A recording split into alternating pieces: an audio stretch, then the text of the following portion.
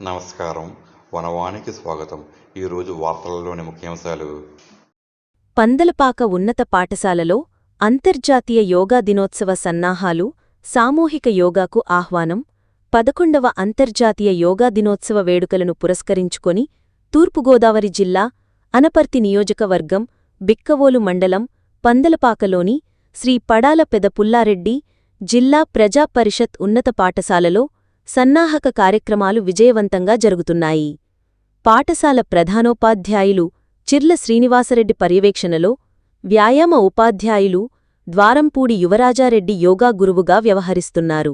ప్రభుత్వ ఆదేశాల మేరకు ఆయన ప్రతిరోజూ ఉపాధ్యాయులు మరియు విద్యార్థులచే యోగాసనాలను సాధన చేయిస్తున్నారు.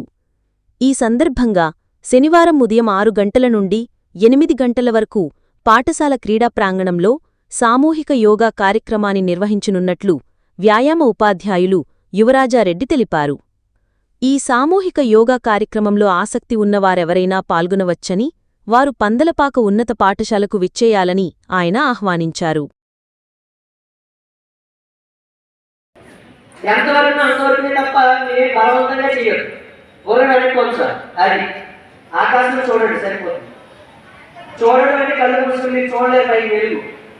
రే అక్కడ వంశపోతున్నారు ఇక సరే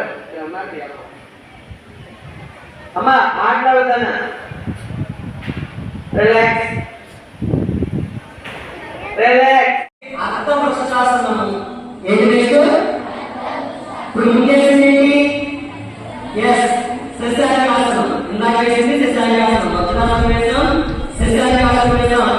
ఇప్పుడు అర్థవృక్షాసనం. అందరూ